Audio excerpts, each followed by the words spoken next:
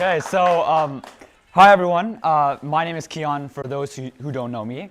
I'd just like to start by asking, have you ever thought about whether we can create parts of our bodies in ways other than how they're naturally developed? No. Is that a question, Landon? That's one way, for sure. That's one way. And that's actually also a great example of regenerative medicine. But we are going to be delving into another example. And today I'm going to be presenting on recent research that has shown that it is possible to regenerate parts of our bodies using different mechanisms than how they were originally developed. So first, I'd just like to start by giving talking a little bit about how regenerative medicine kind of piqued my interest. So it started in 9th grade when I was looking for a quest project that I hoped would have an impact on the Nueva and scientific communities. I kind of came across 3D bioprinting a little bit by random, just by doing research, seeing what's out there, what's kind of upcoming right now. And what 3D bioprinting is essentially a tissue engineering technique that uses 3D printing to print biomaterials and cells to construct full biological tissue. And this technology has like huge goals, one being personalizing treatments to individuals and even potentially replacing the need for organ transplantation, which is a huge problem in the world today. There's a global shortage of organs and a huge user base of people who need organ transplantation to be done because they have organ failures. And this technology had the potential to address that. So this kind of to organ regeneration. And over the summer, I reached out to a regenerative medicine lab at UCSF because I was really interested in learning more about the current knowledge and progress being made in the field. There were a lot of awesome research going on there, and today I just want to share with you all some research that I found really interesting over the summer. So I just want to start by giving a little bit of background on the biliary system. The biliary system, liver to the gallbladder, shown here, and the pancreas, which is a little bit off to the right and not shown in this diagram. And its main function is to drain waste from these organs. There's two parts that make up the biliary system: the intrahepatic, or within liver, and extrahepatic, or outside of liver, biliary trees. We will focus on the intrahepatic biliary tree, which is crucial for liver health because bile is toxic to the most common liver cell, hepatocytes. So bile ducts are also made up of another type of cell known as cholangiocytes, shown in green here. And the purpose of bile ducts is to secrete bile from all parts of the liver. As you can see, there's like little tiny ductules permeating all of this whole liver lobule. And these are the hepatocytes that I was talking about as well. So the main function of these bile ducts is to and you may wonder if think about any fundamental structure in your body. What would you be able to survive without that fundamental structure? Well, it's so important. It's you know, as a fundamental structure, without it, the answer would be no. But you know, what if we were able to regrow it if it wasn't able to develop during its natural stage of development during the early stages of life? And the answer, at least for the intrahepatic biliary tract, is yes. So hepatocytes and cholangiocytes are both derived from a common predecessor, known as hepatoblasts. The process where hepatoblasts mature into either hepatocytes or cholangiocytes is known as differentiation, and this process is what allows for the creation of the liver and biliary systems during development. So there is a disease, Alagille syndrome, where the mechanism that allows hepatoblasts to differentiate specifically into cholangiocytes is impaired. And this mechanism has a name. It's known as Notch signaling. So patients with Alagille syndrome often have yellow skin or eyes from the buildup of toxic bile, delayed growth, and abnormal changes in blood vessels, the spine, and organs such as the kidney and spleen. So at this point, knowing that hepatocytes and cholangiocytes are both derived from one cell, meaning that they have things inherently in common with each other, some of you might wonder, can we simply just turn one cell into the other?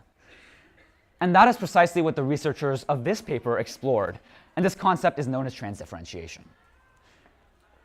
So the researchers first set out to validate that hepatocytes can form peripheral bile ducts, which are the small branching bile ducts in the biliary system, by themselves. And this had previously been observed, but only temporarily and without true functionality in a state that's known as metaplasia.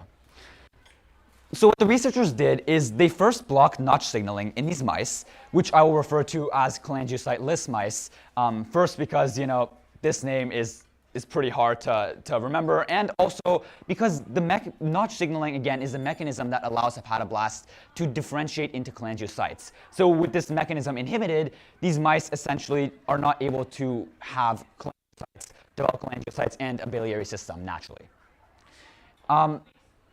So what the researchers saw, first in the top corner is an image of the biliary system in these cholangiocyte-less mice early on in development. You can see that it's a very, very small clump with no peripheral bile ducts. And what the researchers saw is by day 120, these mice were somehow able to develop a biliary system almost as complex as the normal mice. And furthermore, these bile ducts were also continuous, meaning that all of these bile ducts connected to each other and allowed for stable biliary function. So this biliary system is essentially compensated for the lack of a biliary system early on in development. And how did that compensation happen? Can I just get some clarification on the graph? The vertical columns are 3 days and 120 days? Yes. And then the top horizontal is the cholangiocyte-less mice, which means specifically notch signaling was knocked out. Yes. Okay, but those mice still are developing the cholangiocytes somehow. And not necessarily the cholangiocytes, but the bile ducts. So that's what I'm going to get into. Okay, yeah. Yeah. So exactly to Dee's point, this indicates the presence of transdifferentiation. So they were able to form bile ducts, but these bile ducts couldn't have been from cholangiocytes because the mechanism that allows cholangiocytes to develop was inhibited. So what could have caused these bile ducts? Well, maybe hepatocytes, like we said before. And there is a phenomenon that has been previously observed that explains this to some degree. And what's been observed has been hepatocytes becoming cholangiocytes and forming metaplastic bile ducts. And if you remember, metaplasia is a state where these hepatocytes are able to temporarily form cholangiocytes, and which can form bile ducts, but these bile ducts are not truly functional as well. So this is kind of like an intermediary state where these hepatocytes are somewhat compensating for the lack of bile ducts, but not completely. And this is what is kind of going on in this system, but not really, because these bile ducts are also able to provide normal and stable biliary function. So again, this is what differentiates transdifferentiation from metaplasia. And this is really the big novelty of the paper. So in the top, you can see a schematic of the biliary system in these cholangiocyte-less mice before the ductular reaction occurred. And you can see this is basically the main trunk of the biliary system. There are no peripheral bile ducts coming out of it. But after the ductular reaction occurs, by around day 120, you can see how many peripheral bile ducts. And really the key here is kind of close up. Yellow cholangiocytes. And this schematic is just like an easier way to visualize the actual results of the paper in this fluorescence image. So on the top right here is a close-up of a bile duct. And hepatocytes were labeled in green before the biliary system in these mice developed. And what that means is that these hepatocytes stay green throughout the mouse's life, even if they transdifferentiate into cholangiocytes. So the fact that they were able to form bile ducts and are lining the bile duct here and are green means that these bile ducts are lined by hepatocytes, which can be seen kind of more easily here. This is just like a green layer. And furthermore, the researchers stained these hepatocytes for cholangiocyte markers, or essentially determined whether they were able to perform natural cholangiocyte functions. And the red color indicates that they were actually producing performing cholangiocyte function. So you can see that the bile duct is also lined in a red color, indicating that again, these hepatocytes are fully transdifferentiating, are fully functioning kind of new cholangiocytes now, rather than metaplastic ones. And the researchers confirmed this with this graph, which is a each color represents a type of cell. Blue is hepatocyte, red is peripheral cholangiocyte, which are again the normal cholangiocytes, and green are the hepatocyte-derived peripheral cholangiocytes. So those are the hepatocytes that were able to transdifferentiate into cholangiocytes. So the fact that the green hepatocyte-derived peripheral cholangiocytes are much closer to the peripheral cholangiocytes on this graph than hepatocytes indicates that these hepatocyte-derived peripheral cholangiocytes are very similar to normal cholangiocytes. And furthermore, that they are performing mature functions and are really authentic. They aren't just transient or temporary and immature cholangiocytes. So let's just take a second to take this in. We had previously known that hepatocytes can temporarily form immature bile ducts in humans and mice with damaged biliary systems. But again, these bile ducts are not really fully functioning and aren't able to fully compensate for, say, a lack of a biliary system. But when these hepatocytes are subjected to extreme pressure, essentially by causing a complete lack of cholangiocytes by this mechanism, the hepatocytes were able to fully compensate and transdifferentiate into cholangiocytes. And furthermore, they were able to regenerate the entire biliary system on their own. So just think about like how amazing this is. The fact that like a completely different cell with completely different functions that came about through a different route was able to kind of go back to its origins and assume the role of a similar cell that produces such a complex ecosystem within the body. So you may be wondering at this point if the researchers inhibited notch signaling in these mice, mechanism where hepatoblasts are able to differentiate into cholangiocytes, then how are the hepatocytes able to do exactly that? How are the hepatocytes able to transdifferentiate into cholangiocytes when hepatoblasts were not able to differentiate into cholangiocytes?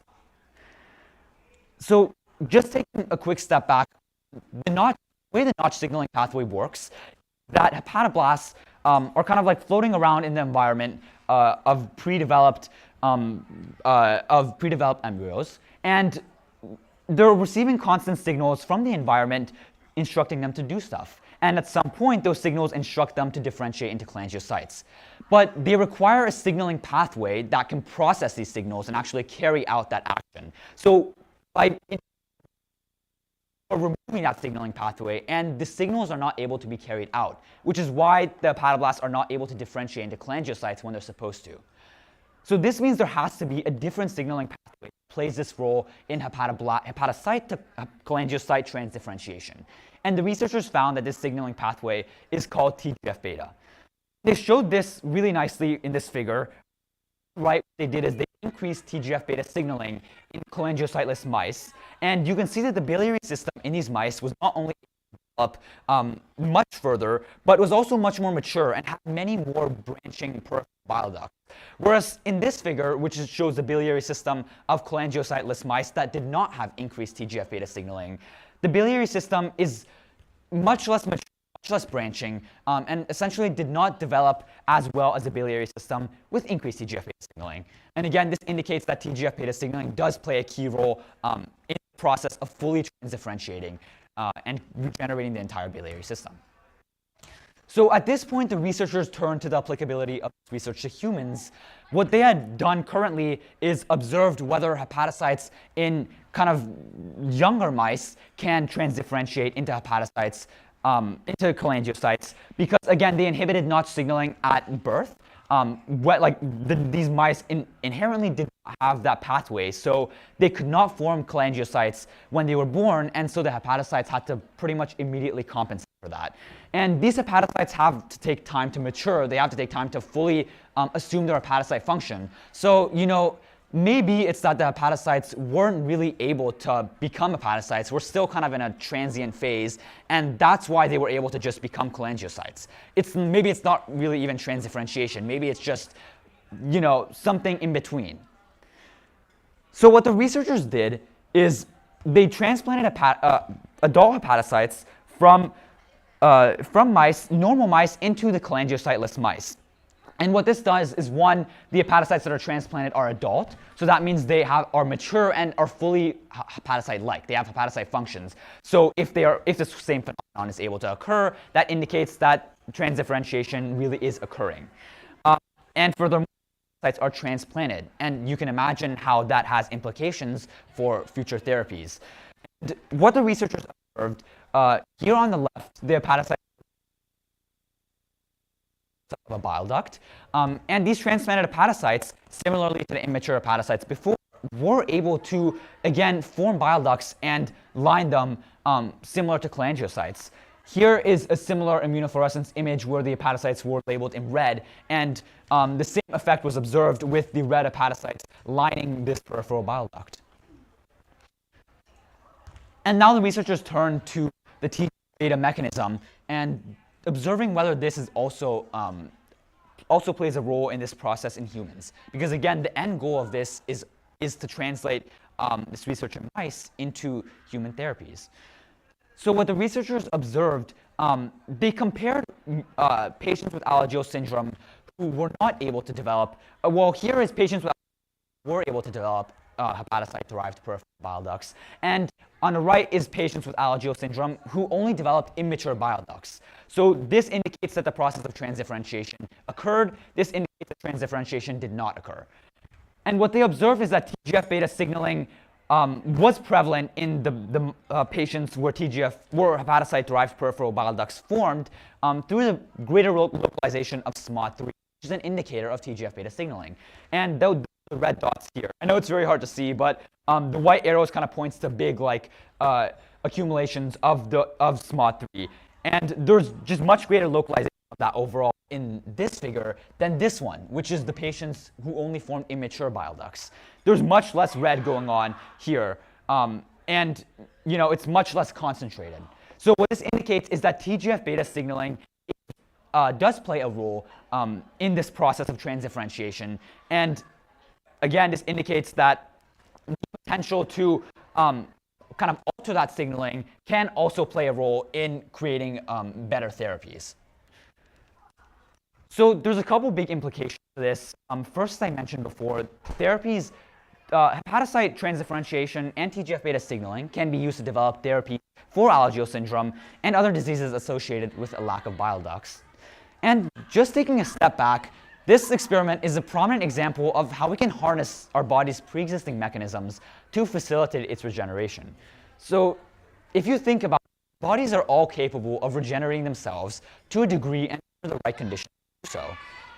What we can do is we can either replicate these conditions or replicate these mechanisms, such as what is being done in stem cell research, or perhaps replicate these environments or the conditions under which they occur, such as the goal of the budding field of biocoding, to take advantage of our body's mechanisms to improve them, to be able to treat previously incurable diseases.